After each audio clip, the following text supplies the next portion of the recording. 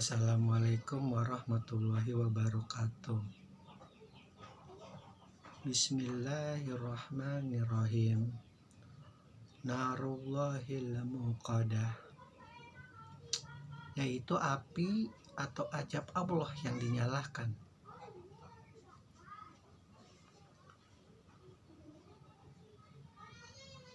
Salah satu balasan untuk mereka yang suka melakukan kejahatan lewat jalan mencela dan mengumpat, yang sangat gemar menumpuk kata lalu kemudian menghitung-hitungnya dan berasa hati itu dapat mengekalkannya, dan memutuskan dirinya untuk memusuhi agama Allah, untuk memusuhi Rasulullah, untuk memusuhi umat Rasulullah yang sedang bergerak dalam jalan kebaikan dan kebenaran. Allah beritahu bahwa ada sebuah tempat namanya neraka utama dan akan mereka dilemparkan ke dalam tempat itu, yaitu Allah kembalikan lagi kepada Rasulullah. Kalau ingin tahu apa itu neraka utama, wahai Rasulullah, yaitu berupa ajab atau api yang Allah nyalakan.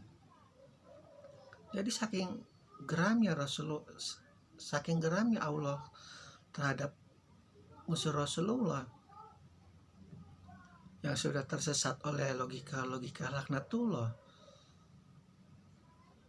adalah sebuah tempat yang Allah sendiri yang nyalakan apinya, ajabnya.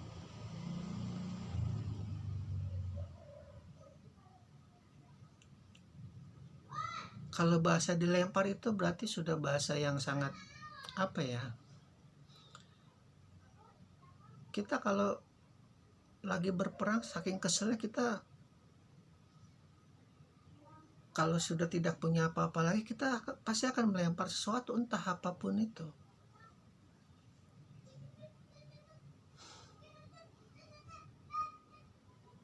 Benar-benar harus lemparkan, dijebloskan langsung. Kalau istilah mungkin sebuah tempat yang berbentuk penjara, dilemparin langsung, dan begitu dia di sana langsung Allah nyalakan apinya.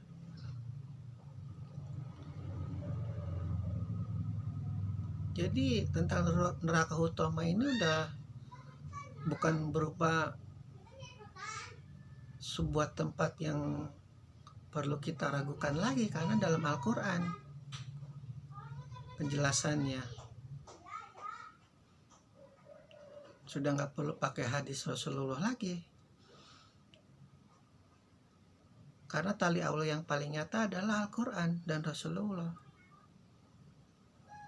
Pun yang ketiga adalah bagi mereka yang bermadzhab Sunni maupun Syiah, kalau Syiah mempercayai hadis Rasulullah, sementara maksud saya Sunni mempercayai hadis Rasulullah, kalau Syiah adalah mempercayai hadis keluarga Rasulullah, itrahnya Ali, Fatimah, Hasan dan Husain serta keturunannya. Kalau kita berpegang kepada yang kedua itu, yang paling utama, yaitu Allah, Rasul, dan Al-Quran, ini neraka yang berlaku bagi semua, entah itu orang Sunni maupun Syiah atau sekte-sekte yang lain. Karena tempat ini juga bukan diperuntukkan bagi mereka yang kafir saja. Pun kalau kita kelakuannya seperti mereka yang gelap terhadap orang yang sedang berjuang dalam jalan kebenaran, pun mungkin lemparannya lebih 2 kali lipat, karena membawa agama Allah untuk mencapai tujuannya, mencapai nafsunya, mencapai ambisi politiknya, geramnya 2 kali lipat malah. Karena kan kalau orang kafir memang sudah ditutup sama Allah, dan mereka menutup dirinya sendiri dan memusuhi Rasulullah. Tapi kalau kita sudah tahu bahwa kita tidak boleh menghalalkan segala cara untuk mencapai sesuatu, apalagi untuk melawan kebenaran. Sudah tahu korupsi tidak baik, malah dilindungi. Sudah tahu nepotisme itu dapat membuat seseorang ditempatkan pada yang bukan pada tempatnya. Kan ada sistem yang harusnya berjalan, rekrutmen yang harusnya berjalan. Nggak ada kata blece, nggak ada barang titipan lagi. Terus kita melindunginya. Sudah tahu kolusi itu haram. Siapapun yang berkumpul 2 orang atau lebih berniat untuk mengambil harta rakyat, Usman aja dibantai di pinggir jalan karena terlalu nepotisme dan terlalu banyak mengambil harta Baitul-Mal saudara-saudaranya. Itu juga harusnya jadi peringatan bahwa Islam itu tidak mentolerir itu apa yang namanya korupsi, apa yang namanya itu nepotisme, apa yang namanya kolusi. Adil. Meskipun kita wallahu alam karena termasuk khulafaur rasyidin, begitu. Terlalu banyak intrik kita akibat terlalu lepas tali kita kepada Allah, terlalu lepas tali kita kepada Rasulullah, terlalu lepas tali kita kepada Al-Quran. Bisikan-bisikan laknatullah itu yang luar biasa. Seolah-olah masa depan itu gelap kalau kita tidak punya harta. Padahal kita punya Allah, punya Quran, punya Rasulullah. Hawa nafsu yang dikembangbiakan oleh kaum borjuis, kaum bohemian, kaum Hollywood. Seolah-olah kita tidak bisa hidup kalau tidak mengikuti gaya hidup mereka. Jauh dari Allah pun sudah menyusup kepada para ulamanya.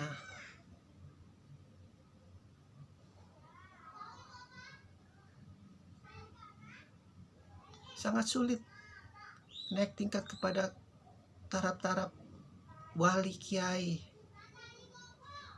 dan kalimullah atau ayatullah kalau dalam dunia Syiah. Tidak bisa dipungkiri lagi, kadang-kadang dua-duanya juga digelapkan oleh Allah, oleh iblis. Gampang menyesatkan, gampang mengkafirkan. Padahal jelas tali Allah itu yang paling utama, tali Rasulullah kedua, tali Al-Quran ketiga. Yang keempatnya terserah kalian mau tali apa. Yang penting jalan kebenaran dan kebaikan itu yang paling utama. Jangan karena kita sayang pada keluarga, kepada istri, kepada suami, dijadikan alasan untuk kita berbuat tidak baik. Salah. Sebenarnya alasan yang paling besar adalah untuk memuaskan hawa nafsu diri kita sendiri. Jangan mereka itu jadikan alasan, nggak ada.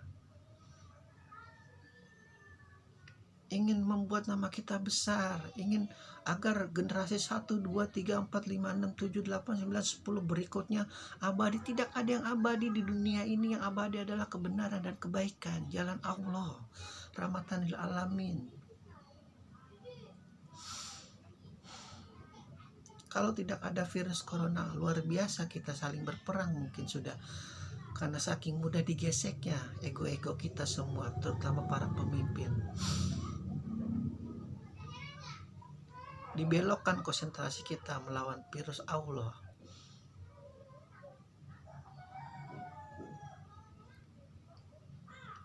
Tanya kepada hati nurani kita. Jangan sampai kita termasuk mereka yang dilemparkan oleh Allah ke dalam neraka utama. Yang Allah sendiri loh yang nyalakan apinya. Dan dia berjanji itu api aku loh. Tauhid itu Allah tidak berbentuk, tidak bertempat. Kamu mau melihat api aku seperti apa nanti? Aku lemparkan nanti kamu ke sana. Itu api aku, wujud aku itu. Bahasa kasarnya Allah, saking marahnya.